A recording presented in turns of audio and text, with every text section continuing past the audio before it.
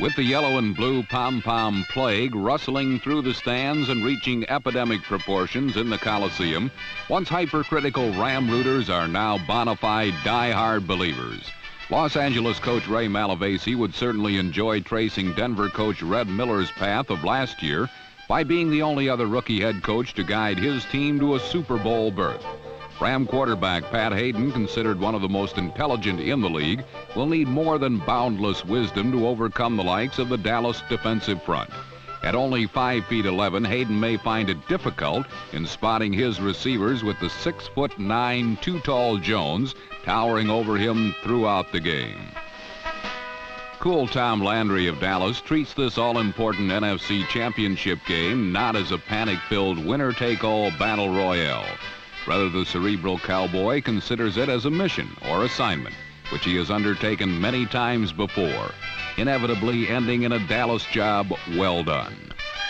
Like Landry, quarterback Roger Staubach, despite sustaining a mild concussion during the 27-20 Dallas win over Atlanta, is the king of Cowboy cool. He refuses to become boiled over. Instead, he operates at a controlled, effective simmer. Los Angeles fans can only hope that Rodgers' usually sticky-fingered receivers lose their concentration and drop a few in the Coliseum sun. The Cowboys' esteemed prophet, His Radiance Thomas Henderson, predicts that it will be the Rams who will be today's victims. We shall soon discover the soothsayer's reliability. The wide-open world champion Dallas Cowboys take on the stingy and hard-hitting Rams. From the Los Angeles Coliseum, it's the NFC Championship game, the NFL Game of the Week.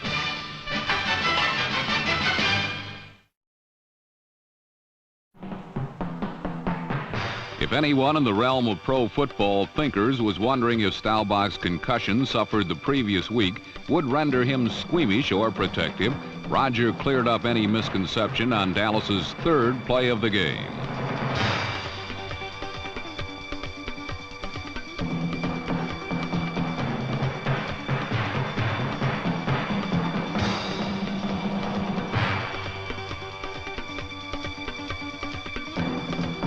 Ready and willing to take his licks, Roger fired the Cowboys downfield.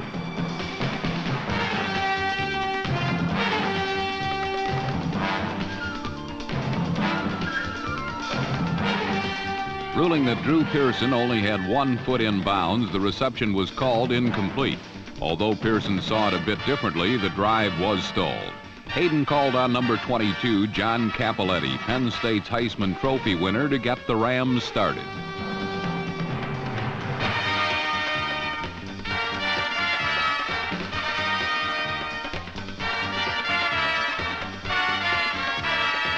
Dallas's all-pro safety Charlie Waters, number 41, who is to have an outstanding game defensively, was responsible for this fumble recovery. His alert handiwork gave Dallas the ball on the Ram 30, and Staubach went to work quickly.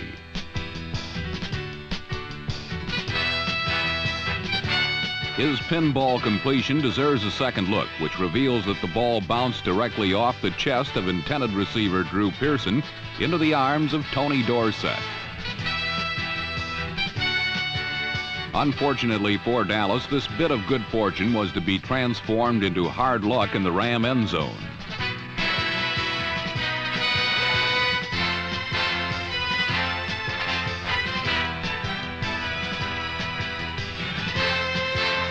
Scott Laidlaw's fumble was recovered by defensive end Jack Youngblood, saving the Rams 6.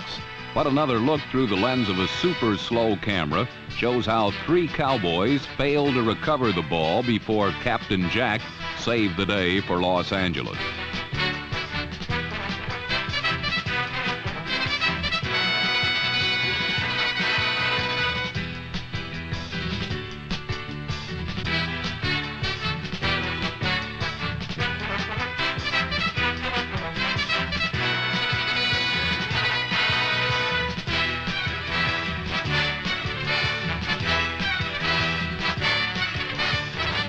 While the stymied Cowboys felt the stinging arrow of misfortune, Hayden shot one of his own deep, hoping to catch the vaunted Dallas secondary off guard.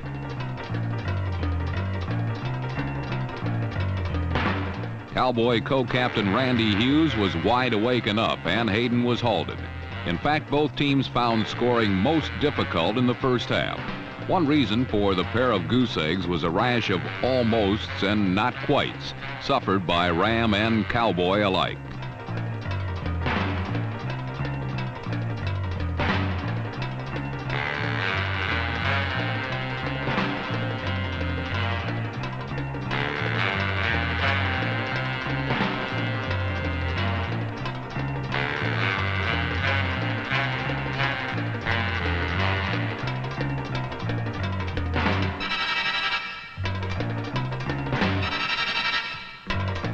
In addition to the offensive near misses were the tremendous stifling defenses displayed by both clubs.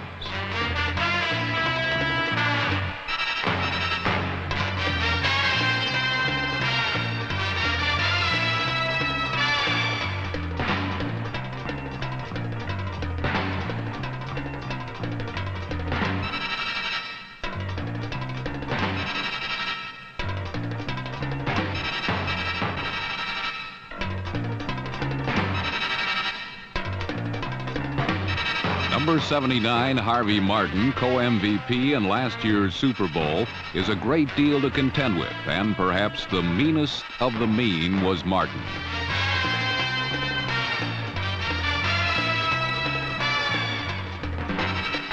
Despite the threats of Martin and his teammates, Hayden finally generated some Ram offense.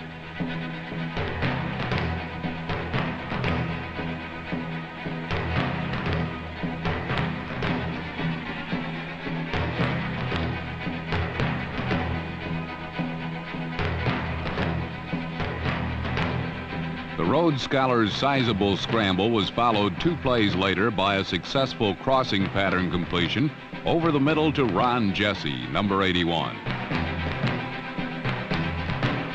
Jesse has been a most reliable target all season long for the Rams. His touchdown reception against the Vikings in the first round of the NFC playoffs contributed largely to the Rams' victory. His catch gave Frank Corral a chance to break the deadlock.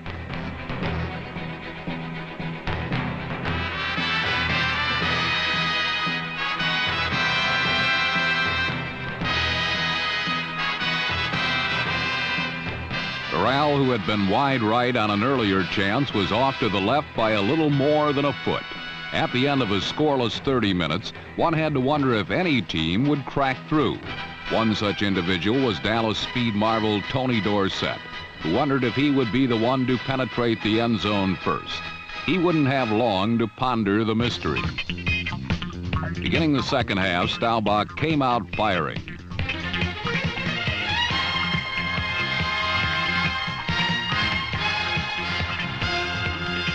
Cornerback Pat Thomas had Billy Joe Dupree covered perfectly, and his interception gave Hayden an opportunity to fight fire with fire.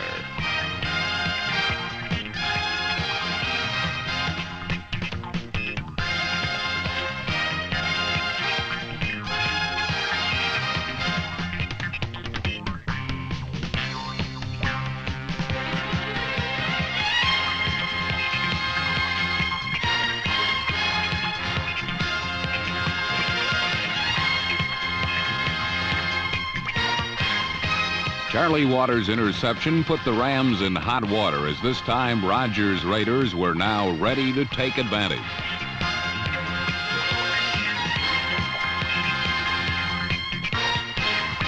Sure enough, it was Tony Dorsett who did score first, and a replay from atop the uprights shows how the Ram defensive flow was no match for Mr. Dorsett's acceleration.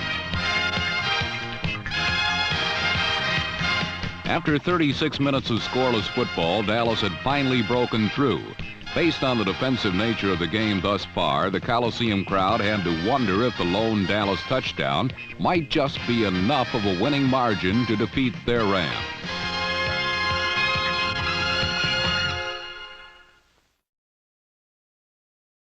Gathering storm clouds began to hover over the Coliseum, almost a warning to the Rams that gloomy times might be ahead unless they prevented any further Dallas outbursts. But temporarily at least, Dallas's Preston Pearson, number 26, had no intention of cooperating. But Pearson's gain was wiped out by a penalty, and then the Cowboys were set even further back when defensive tackle Mike Fanning, number 79, barged in on Staubach.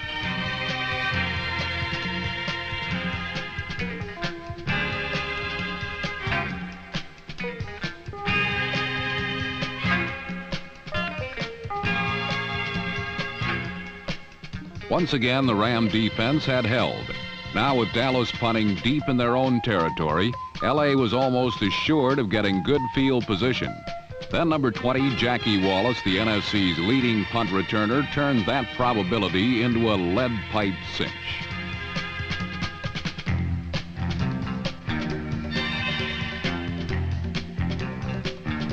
Wallace's return brought the ball inside the Dallas 25. After 3 subsequent plays, the Rams were still a yard short of a first down. On 4th and 1, they gambled and went for it. The gamble did not pay off. In retrospect, this was a turning point in the game, although at the time it didn't seem so, since the Ram defense continued to push Dallas back on its heels. Whether it was a gadget play or the basic off-tackle run, nothing was working for the Cowboys. Soon added to the list of failed plays was the pass, thanks to Rams safety Nolan Cromwell, number 21.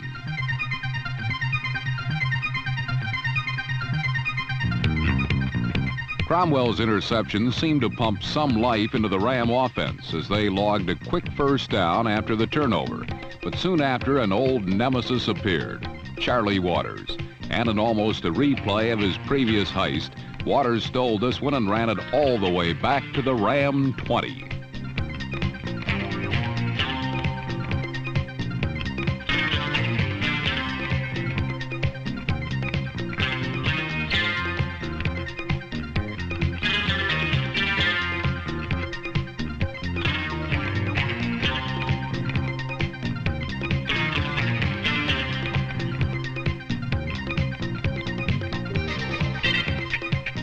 Repeat shows that the ball was slowed up enough for Waters to make a fingertip grab, thanks to a hit by number 54, Randy White, on quarterback Hayden.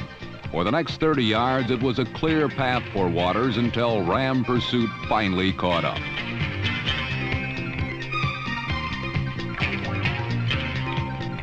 Dallas was now in great shape to score again. But even more significant was the fact that on the play, Hayden fractured the thumb on his throwing hand. Unable to even grip the ball, let alone throw it, Hayden was forced to the sidelines for the rest of the game. The next time L.A. got the ball, young Vince Ferragamo would be the quarterback.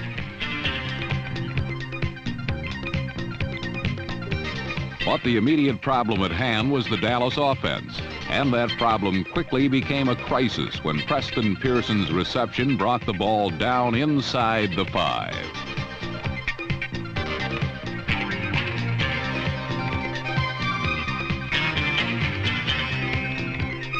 After calling a running play that lost yardage, the Cowboys came back with a pass, a quick toss to Scott Laidlaw. Laidlaw had only one man to beat to get into the end zone, and he did just that to put Dallas in front by 2 touchdowns.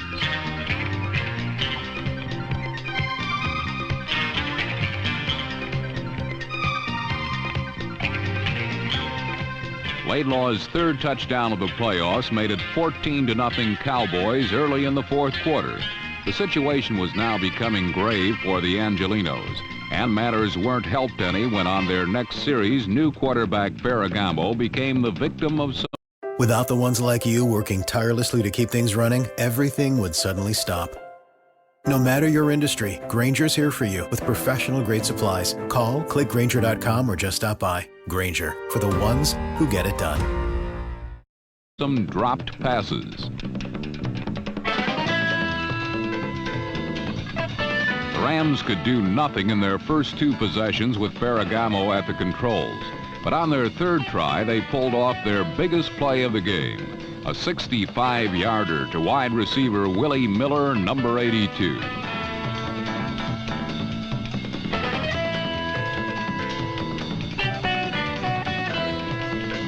From the end zone camera, we can see that Miller found more than enough solitude underneath the Cowboys zone to make the catch, then executed a perfect tightrope run down the sidelines to put Los Angeles well within scoring range.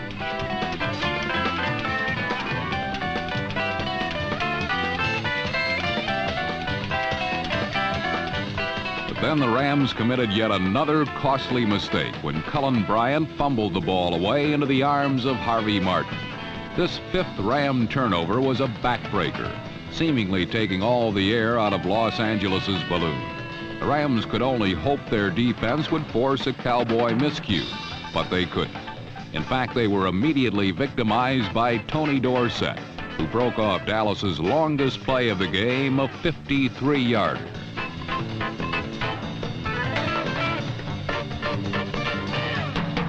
Dorsett was personally responsible for 70 of the 89 yards gained in the drive. A march culminated by Staubach's second touchdown pass of the contest. On the receiving end was tight end Billy Joe Dupree.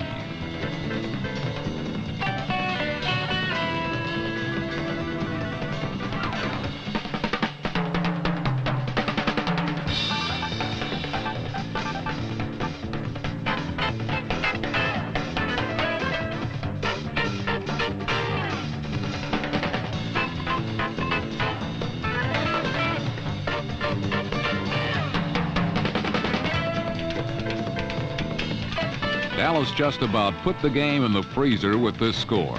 Both the play and Dupree's imposing spike merit a second look.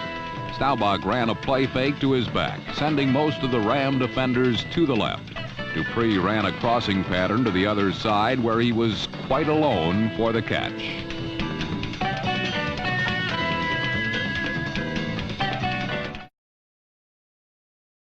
Dallas knew Ferragamo would have to throw on almost every down. Yet the youngsters still moved the team into Cowboy territory by throwing effectively under Dallas's prevent defense.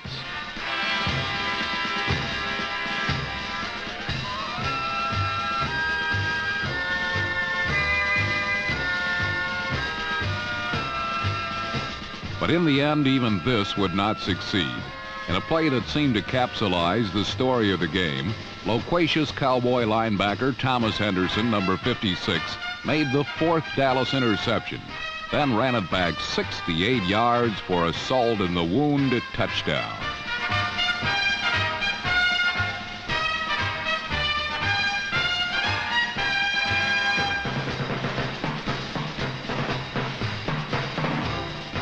Henderson had said before the game that Dallas would destroy L.A.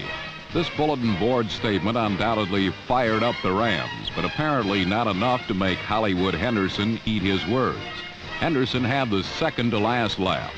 The final honors were awarded to Cliff Harris, number 43, who thwarted the Rams' last gasp drive by intercepting pass number 5. By dominating defensively throughout the game, then finally wearing down a tenacious Ram defense, the Cowboys could claim this most one-sided victory. The 28-0 decision gave Dallas their second consecutive NFC crown and their third title in the last 4 years. For Tom Landry and company, it's now on to Super Bowl 13 for defense of their NFL championship. Their opponents will be the AFC champion Pittsburgh Steelers, and both clubs will be going for an historic third Super Bowl victory. It will also be a rematch of Super Bowl 10, the most competitive of all the Super Bowls. Dallas lost that one, giving them still another reason for wanting to win this time. But no matter what the outcome, it's been another fine season down in Big D. And except for some folks in western Pennsylvania, few might argue that the Cowboys aren't still the class act of professional football.